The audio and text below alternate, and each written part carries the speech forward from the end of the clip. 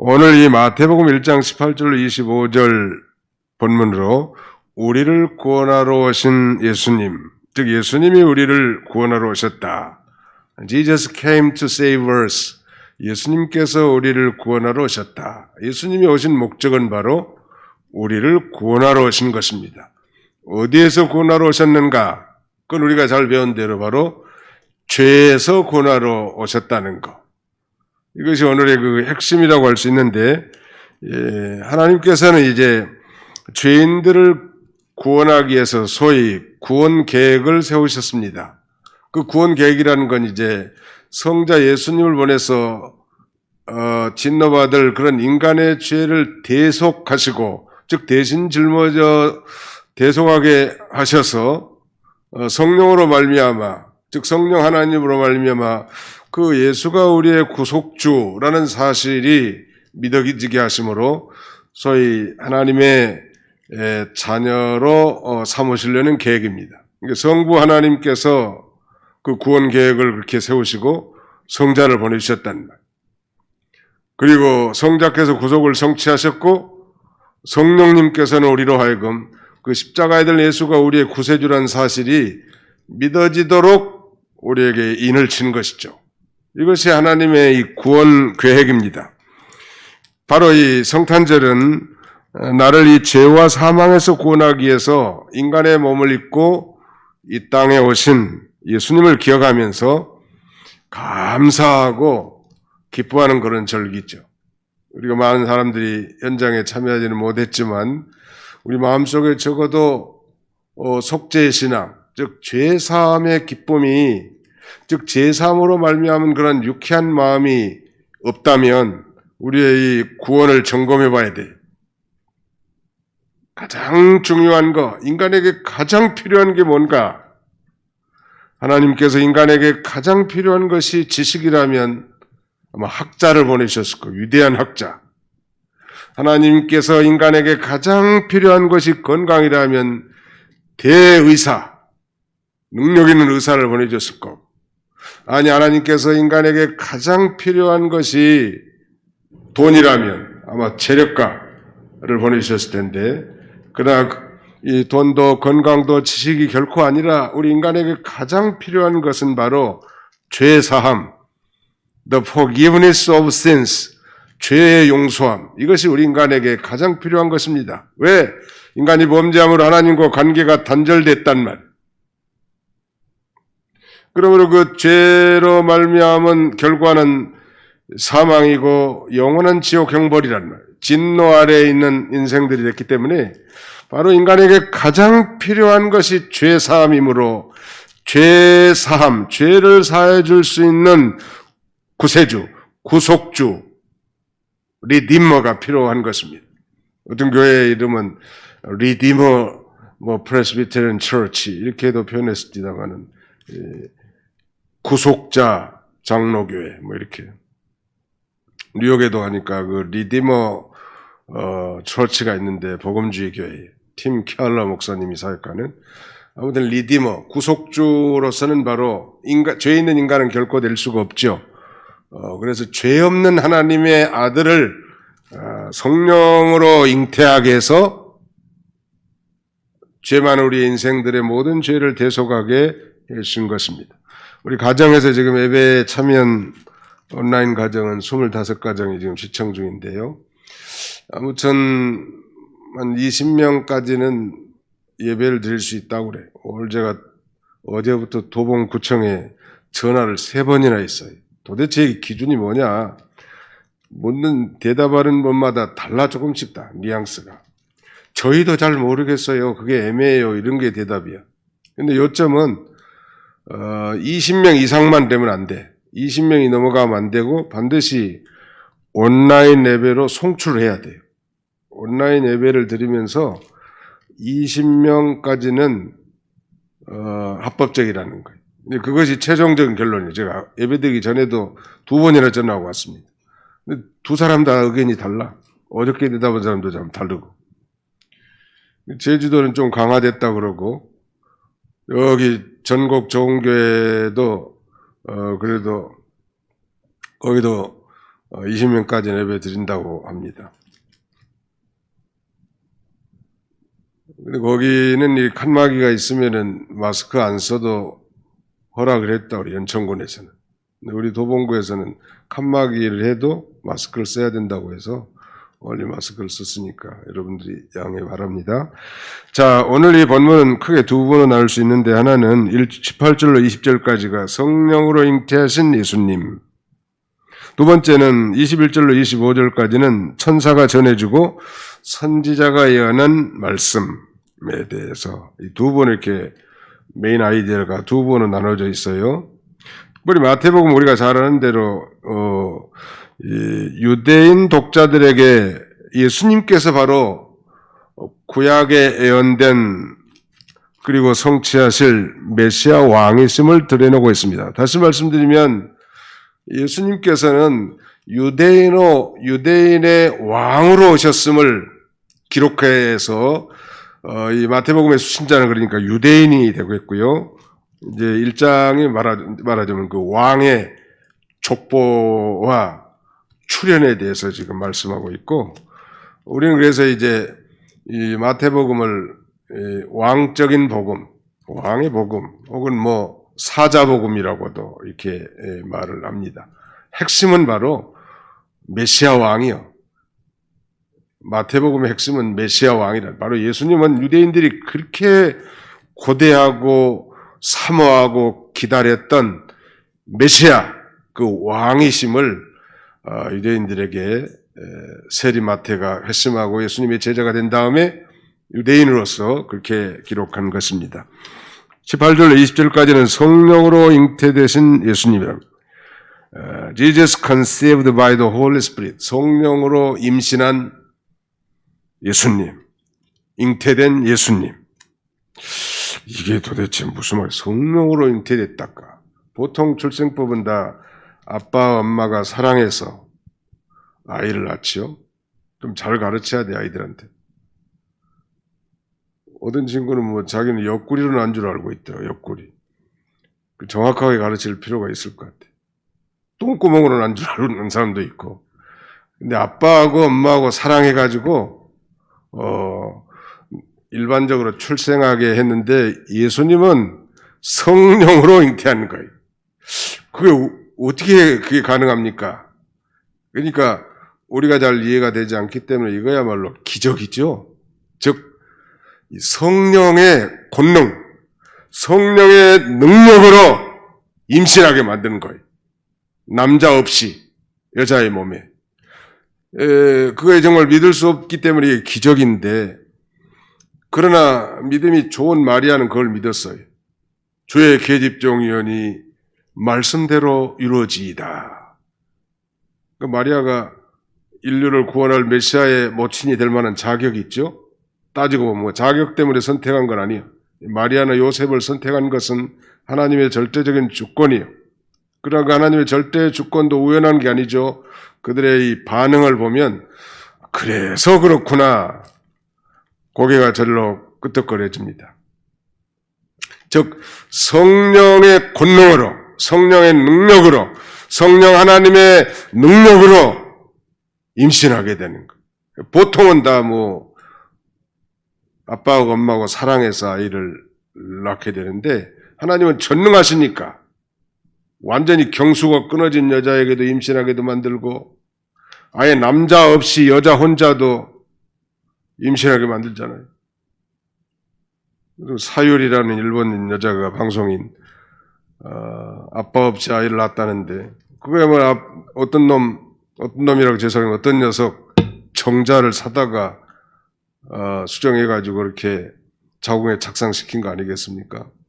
그런 건 아니죠. 그건 인간적인 방법이고 하나님을 도전하는 비윤리적이고 비성경적인 것입니다.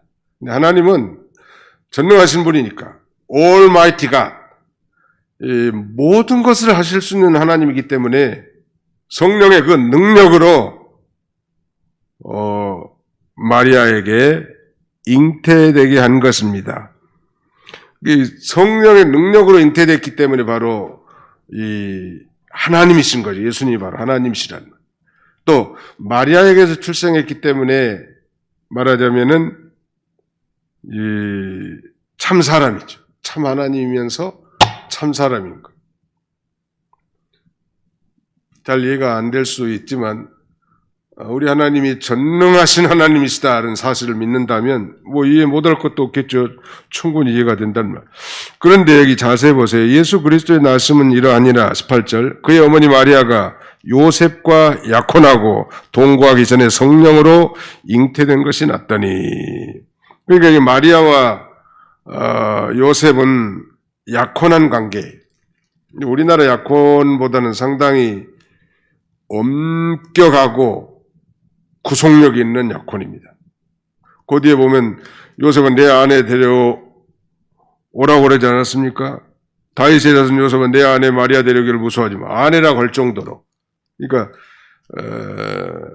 유대 사회에서 이 정혼한 거, 약혼의 관계는 다만 부부 생활만 하지 않지 그 서로에게 이 속해 있는 거의 부부와 같은 그런 관계라고 할 수 있기 때문에 성경은 이렇게 약혼한 사람도 외간 남자하고 관계를 한다면 돌처형 말하자면 돌로 침을 당할 정도로 여겨졌던 것입니다. 자, 이 사실을 이제 천사를 통해서 이제 알게 되죠. 19절 봅시다. 그의 남편 요셉은 의로운 사람이라 그를 드러내지 아니하고 가만히 끊고자 하여 이 일을 생각할 때에 죄의 사자가 현몽하여 이르되 다윗의 자손 요셉아 내 아내 마리아 데려오기를 무서워하지 말라. 그에게 잉태된 자는 성령으로 된 것이니. 요셉이 의로운 사람이라고 성경은 이렇게 설명하고 있습니다. 요셉이 왜 의로운 사람일까? 세 가지를 써놨는데 첫째, 그를 드러내지 아니했다는 거. 두 번째는 가만히 끊고자 했다는 거. 세 번째는 이 일을 생각했단 말.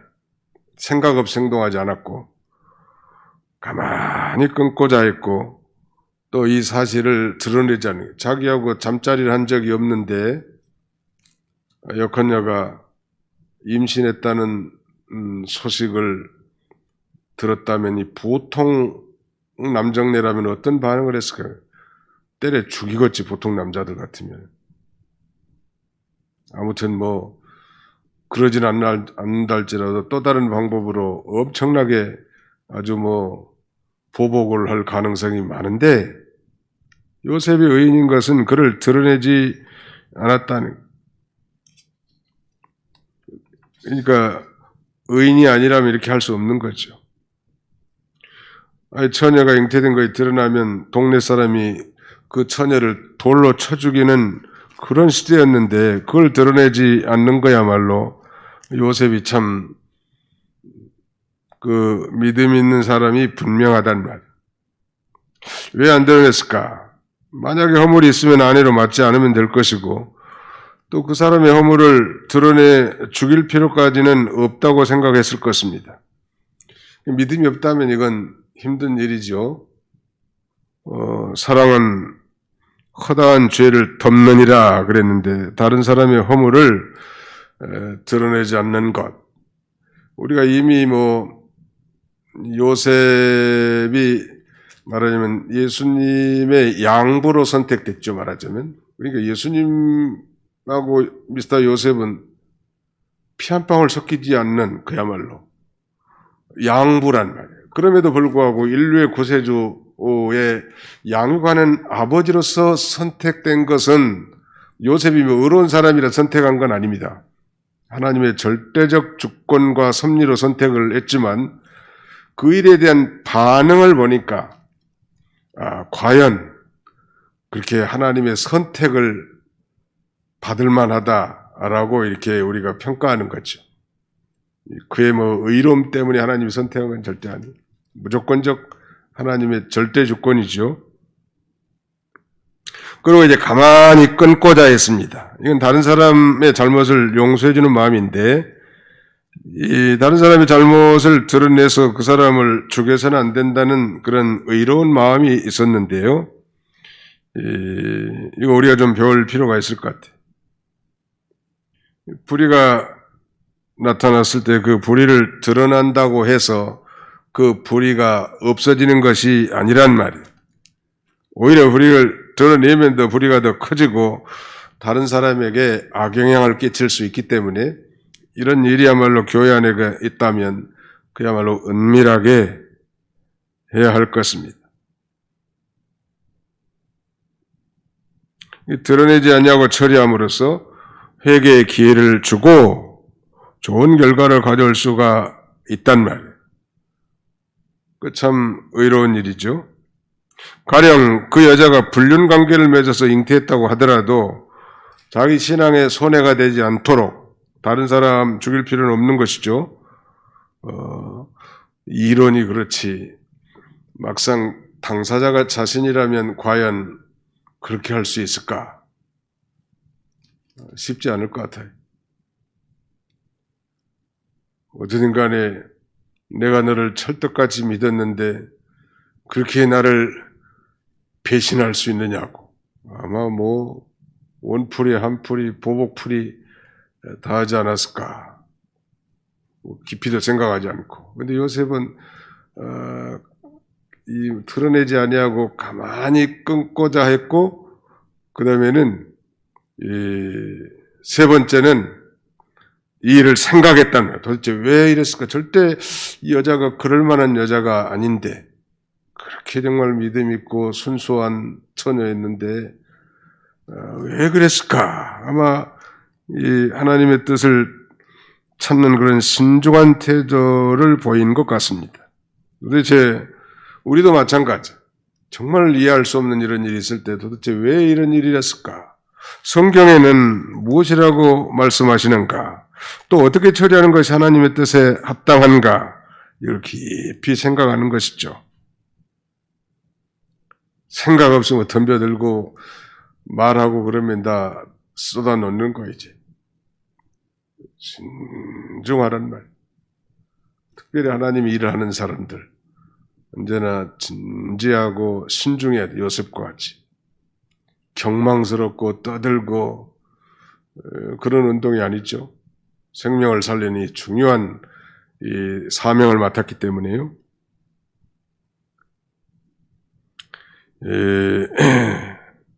아마 요셉이 하나님의 뜻을 찾으려고 예를 쓰고 요새로 말해 우리처럼 기도하다가 아마 이사야 7장 14절이 생각났는지 모르죠. 보라 처녀가 잉태하여 아들을 낳을 것이요 그 이름을 임마누엘이 하리라. 아마 그 말씀이 혹시 내 아내를 통해서 성취된 건 아니겠는가 그렇게 생각했을지도 모르죠. 바로 그렇게 생각할 그때 천사가 나타나서 이제 모든 것을 다 깨닫게 해줍니다. 무슨 사건이나 성경에 무엇이라고 말했는가를 살펴서 언제나 우리 그리스도인들은 성경대로 문제를 해결하려고 해야 된다는 거. 아주 이거 중요합니다. 그걸 너무 단순하게 생각해서 너무 억울하다. 너는 배신자야. 그럴 수가 있어, 세상에. 사실 지금 마리아도 전혀 그런 사실이 아니잖아요. 고의적인 게 아니고.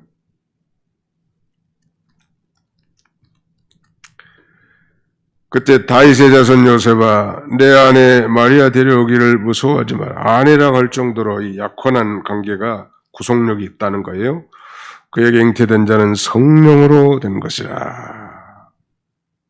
이렇게 성도가 순종의 정신을 가지고 믿음으로 나가면 하나님께서 그 뜻을 반드시 깨닫게 해줄 때가 있다는 것. 우리가 참 요셉의 말하자면 믿음과 신앙의 인격을 좀 배우면 참 좋을 것 같아요. 그를 드러내지 아니하고 가만히 끊고자 하여 이 일을 깊이 생각했단 말. 그때 바로 천사가 이 정말 미스테리한 이 일들에 대한 모든 것들을 다 깨닫게 주신 것입니다. 사람들에게는 용서해 준다면 오해받을 수도 있을 것 같아요. 그러나 요셉은 사람에게 오해받는 것이 문제가 아니고 하나님의 말씀대로 순종하는 것이 더 중요한 문제라고 생각한 것입니다. 자, 그 다음에 이제 21절로 25절까지는 천사가 전해주고 선지자가 예언한 대로 지금 된 거라는 거예요. 21절 요절인데 우리 같이 한번 읽어볼까요? 21절 시작. 아들을 낳으리니 이름을 예수라 하라. 이는 그가 자기 백성을 그들의 죄에서 구원할 자심이라 하니라. 천사가 요셉에게 전해준 그 이름은 바로 예수요. 자기의 뭐 학렬이나 전통하고 전혀 상관이 없이 천사가 말해준 이름 예수인데 그 예수라는 뜻은 구약시대의 그 여호수아 혹은 뭐 호세아 다 같은 말인데요. 구원자라는 뜻이에요. 구원자. 예수라는 이름의 뜻은 구원자라는 뜻입니다. 근데 그 구원이라는 것은 바로 죄에서의 구원을 가리킨다고 그랬죠. 또 죄의 결과로 말미암은 사망에서의 구원, 그것이 바로 예수란 뜻이에요. 구원자. 바로 예수님은 구원자로 오셨고 죄 많은 인생에게 가장 절체절명으로 필요한 분이 바로 죄를 용서해 줄 수 있는 구세주, 구원자인 것입니다. 그래서 바울이 그가 핵심한 이유로 증거한 건 바로 예수가 그리스도라고. 그러므로 형제들아 이 사람을 힘입어 죄사함을 너희에게 전하는 이것이며 이 죄사함으로 말미암은 이 복음이 예루살렘으로부터 온 세계까지 전파되었고 극동의 끝, 반도, 이 대한민국에도 그 죄사함으로 말미암은 복음이 온 거예요. 그러니까 이 죄사함에 대한 진리만 확실하게 깨닫는다면 그건 정말 최고의 축복이죠. 이론이 아니라 실제로 자신이 얼마나 치명적인 죄인이었고 그 결말이 그런 얼마나 비참한 존재였는가를 정말로 안다면 구세주로 이 땅에 구원주로 이 땅에 오신 이 그 예수님이 그 구원의 은총, 죄 사함의 은총이 얼마나 큰지를 우리가 깨닫게 되는 것입니다. 이 아들을 낳으린 이름을 예수라 하라. 이는 그가 자기 백성을 그들의 죄에서 구원할 것입니다. 자기 백성이라는 건 하나님의 택한 백성을 가리키죠. 하나님의 택한 백성을 죄에서 건져내는 것, 그게 바로 사람이 예수를 믿으면 이제 즉시 모든 죄를 용서받고 하나님의 자녀가 되는 것입니다. 가브리엘 천사가 지금 요셉에게 일어난 이 모든 일들은 다 구약의 선지자들의 예언을 성취하는 하나님의 섭리라고 그렇게 말해주고요. 22절 보실까요? 이 모든 일이 된 것은 주께서 선지자로 하신 말씀을 이루려 하심이니 이르시되 보라 처녀가 잉태하여 아들을 낳을 것이요 그의 이름을 임마누엘이라 하리라 하셨으니 이를 번역한즉 하나님이 우리와 함께 계시다 함이라. 마태복음 1장 18절로 25절에는 바로 이 위대한 두 개의 이름이 존재하죠. 하나는 예수고 다른 하나는 임마누엘입니다. 예수란 뜻은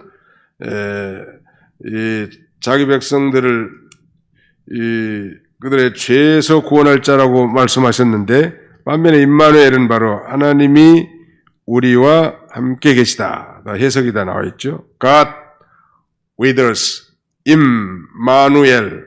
히브리어 임은 뭐뭇과 함께 with란 뜻이죠. 마누는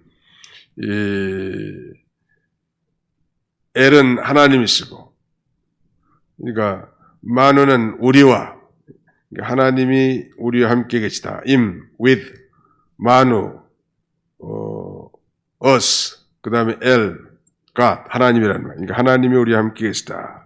성탄절에 오신 예수 그리스도는 바로 우리와 함께 하시기 위해서 오신 것입니다. 사실은 우리 인류의 조상의 범죄함으로 말미암아 우리가 저주받아 하나님의 품으로부터 멀리 떠났단 말이에요. 그런데 성탄절에 오신 예수 그리스도께서 우리와 함께 하시기 위해서 오셨는데, 그러므로 이 하나님이 인간에게 주신 최고의 약속은 바로 임마누엘 약속이죠. 하나님이 바로 우리와 함께 계시다는 이 놀라운 약속이. 사실 인간은 하나님께서 인간을 창조하신 것은 우리와 함께 하시기 위한 것이었지만 죄를 지음으로 하나님과 관계가 단절됐고 사랑의 하나님께서는 그 깨어진 관계를 회복시키기 위해서 이제 아들을 보내주셨고 인간의 몸을 입고 성육신 하게 하신 것입니다. 그럼 우리가 예수님을 영접하면 이제 구원을 받은 것과 함께 이제 하나님이 우리와 함께 하시는 소위 임마누엘의 축복을 받게 되는 것입니다. 오늘날도 하나님은 성령으로 말미암아 우리 안에 내주에 계셔요. 너희가 성전인 것과 하나님의 성령이 너희 안에 계신 줄 알지 못하느냐. 그러니까 하나님, 성자, 성부, 성령, 하나님이 우리 안에 성령으로 와 계시단 말. 그러니까 우리가 성전이라는 말. 성전이기 때문에 우리가 깨끗하게 살아야 된다는 것. 근데 왜 처녀가 잉태해서 아들을 낳아야만 되는가? 그 이유는 예수님이 원죄, 즉 죄가 없이 세상에 오셔야 하기 때문입니다. 그 죄 없으신 분만이 죄를 용서할 수 있기 때문이죠. 다시 말씀드리면 죄 없는 예수님이 오셔서 죄 있는 우리를 구원하시기 위해서인 것입니다. 보통 사람과 같이 이렇게 엄마 아빠가 사랑해서 일반적인 생법으로 태어난다고 한다면 다 원죄가 있게 됩니다. 그러니까 이 구속주는 될 수가 없는 것이죠. 그래서 이 죄 없이, 즉 육신의 아버지 없이 성령으로 잉태해서 낳은 예수님은 원죄가 없기 때문에, 죄가 없기 때문에 우리의 구속주가 되신다는 것. 이게 좀 구체적으로 표현한다면, 말씀드린다면 예수님은 성령으로 말미암아 하나님의 아들의 영이 마리아의 복중에 들어가서 인성을 입고 세상에 나오신 것이죠. 즉 하나님의 아들의 영이 마리아의 복중에 들어가서 신성과 인성이 결합된 한 인격으로 예수님이 탄생하신 것입니다. 자, 그 다음에 24절 보실까요? 요셉이 잠에서 깨어 일어나 주의 사자의 분부대로 행하여 그의 아내를 데려왔으나 아들을 낳기까지 동침하지 아니하더니 나음의 이름을 예수라 하니라. 요셉이 하나님의 뜻을 순종하여 아내를 데려왔습니다. 우리가 이 대단한 거죠. 믿음이 없다면 천사가 그렇게 알려줬어도 임신한 여자를 데리고 오기 어려웠을 것 같은데요. 여기서 우리가 별 수 있는 건 요셉이 참 순종의 사람이었다는 것. 야, 과연 하나님께서 인류를 구원할 메시아의 양육부로서, 즉 양육하는 이 아버지로서 선택한 건 하나님의 절대 주권이지만 그것을 반응하는 요셉의 모습을 보니까 참 요셉도 대단한 인물이다 라는 걸 우리가 알 수 있죠. 그 조건 보고 선택한 건 아니야. 당시에 훌륭한 마리아도 마찬가지 아니겠습니까? 당시에 세계의 수도는 로마고 성도, 거룩한 도시는 예루살렘이란. 예루살렘에는 토라로 교육받은 훌륭한 아름다운 처녀들이 많이 있을 텐데 로마에서도 예루살렘에서 선택되지 아니하고 저 베들레헴 에브라다야, 이 베들레헴 처녀,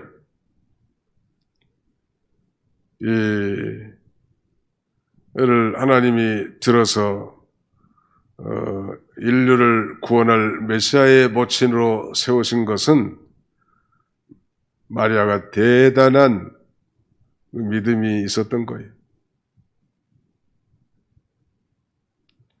성경에 보니까 She has found favor in God. 하나님 안에 있는 은혜를 찾았다. 그렇게 표현도 써놨는데요. 아주 은혜를 사모한 여인이죠.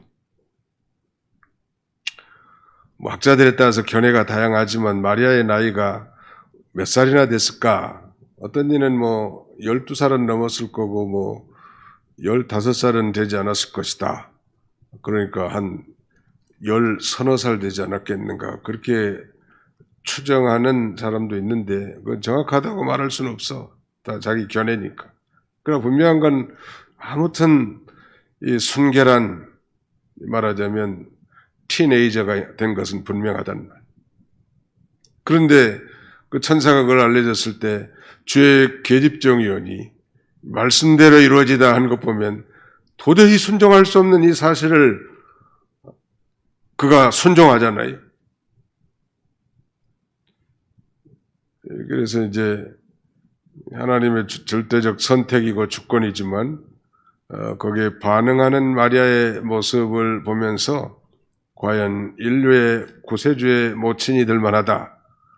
그래서 사실 천주교에서는 마리아를 겁나게 높여가지고 거의 하나님과 비슷하게 지금 만들어놨는데 그건 잘못된 거예요. 여기도 지금 아들 낳기까지 동침하지 아니하더니 이 성구를 천주교에서는 예수님은 평생 동정녀였다 이렇게 주장하는 거예요. 평생 동정녀설. 이제는 마리아의 무죄설, 요새는 심지어 마리아의 성천설까지 주장해가지고 마리아를 너무 높여놔버린 거예요. 사실은 마리아도 우리하고 똑같은 인간인데. 그리고 이제 예수를 낳은 다음에 요셉과 동침해서 네 아들과 적어도 2명의 딸을 이상을 낳지 않았습니까? 너무 숭상하다 보니까 평생 동정녀설이 나오는 거예요. 여기는 그 얘기가 아니고 아들 낳기까지 동침하지 않았다는 것은 이 메시아, 예수님을 낳기까지는 동침하지 않았고 그 이후에는 이제 동침했고 4명의 아들과 적어도 2명 이상의 딸을 생산한 것입니다. 구원자의 양부로 요셉을 하나님이 선택하셨는데 여기서 배울 수 있는 거 보면 참 경건한 사람이었고요.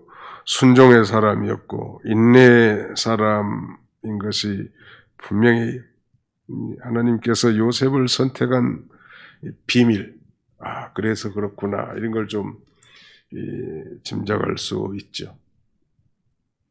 천지를 두루 살펴서 정말 인류를 구원할 메시아를 이런 형태로도 낳았는데도 그것을 믿음으로 받아들이고 양육할 만한 청년이 요셉이구나. 아마 그 하나님이 얼마나 잘하시겠어요.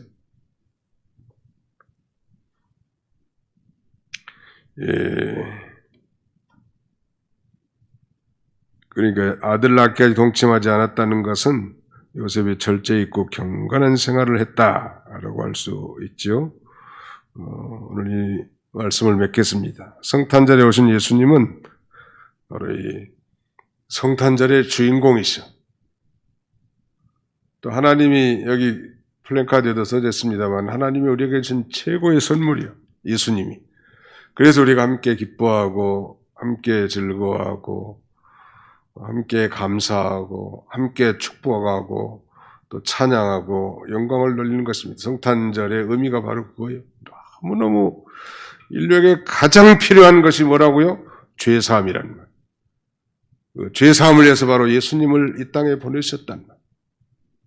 우리가 이미 죄를 용서 다 받았지만 또 하나님의 자녀가 됐고 그럼에도 불구하고 늘 일상적으로 짓는 죄에 대해서도 늘 자복하고 회개하면서 이제 더 적극적으로는 주님의 이 거룩한 품성들, 성품들을 닮아서 온전한 그리스도인이 되기를 주님은 원하십니다. 이 성탄절을 맞이해서 우리 가슴에도 내가 죄사함 받은 그 기쁨, 저는 그 1987년 4월 23일에 성경을 공부하다가 전에도 다 지식적으로 알고 배웠고 오랫동안 교회를 다녔지만은 정말 예수님이 십자가에 달리실 때 인간 최근의 과거와 현재 미래의 모든 죄까지 다 완전하게 용서해 줬다는 사실이 성령으로 확실하게 믿어졌을 때 그 기쁨은 유쾌할 정도가 아니고 전에도 말씀드렸습니다만 날아갈 것 같더라고. 야, 이렇게 기쁨이 충만한 게 있느냐. 그래서 이제 그때 결심을 하는 거예요.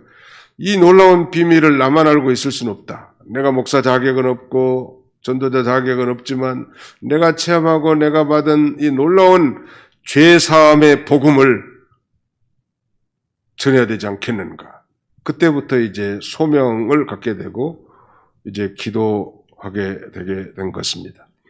근본 성탄절에도 여러분들이 우리 자신이 어떤 존재라는 걸 그러니까 확실하게 알아야 되겠죠. 전적 부패하고 타락한 죄인 중에 괴수고 진노 아래 있는 백성들을 바로 성탄절에 아기 예수로 오신 예수님, 기적적으로 성령으로 잉태되었는데 이것은 천사들이 말해줬지만 벌써 구약성경에 예언된 그 사실이 실현된 거란 이런 놀라운 사제의 은총과 구원의 감격이 넘쳤으면 좋겠어요. 다윗도 그걸 깨달은 거예요. 허물의 사함을 받고 그 죄의 가리심을 받는 자는 복이 있도다. 여호와께 정죄를 당치 아니하고 그 마음에 간사함이 없고 여호와께 정죄를 당치 않을 자는 복이 있도다. 예수님이 오시기 1000년 전에 다윗은 바로 오실 예수님이 자신의 그 더럽고 추악한 모든 죄를 다 십자가에서 용서해 줄 것을 미리 바라보고 믿고 그런 죄사함의 노래를 시편 32편에 노래하고 있는 것입니다. 그러니까 알량한 윤리적, 도덕적 조금 나은 삶을 살았다고 하면서 다른 사람을 판단하고 정죄하고 비난하는 것은 그야말로 어리석은 거예요. 이런 놀라운 은혜와 기쁨이 충만하고 넘치는 성탄절이 다 되시기를 주님의 이름으로 축원합니다. 기도합시다. 살아계신 우리 아버지 하나님께서 성탄절을 앞두고 오늘 저녁에 우리를 구원하러 오신 예수님이 성령으로 잉태되셨고 천사들이 전하고 또 선지자들이 예언한 놀라운 사실이 성취되었음을 요셉에게 알려준 놀라운 사실을 통해서 아니 그 예수란 이름과 그의 또 다른 이름 임마누엘을 통해서 이 땅에 그가 오신 목적이 무엇이며 우리에게 가장 필요한 선물이 무엇인지를 확신케 하신 것을 참으로 감사합니다. 어렵고 세상은 어렵고 혼란스럽고 불안하고 두려운 그런 가운데 있다 할지라도 그 아기 예수 그리스도의 강탄의 의미를 깊이 깨닫고 사제의 은총에 감격하며 우리도 크리스마스 캐롤을 기쁨으로 즐거이 부를 수 있는 우리 모든 성도들이 다 되게 하여 주시옵소서. 예수님의 이름으로 기도하옵나이다. 아멘.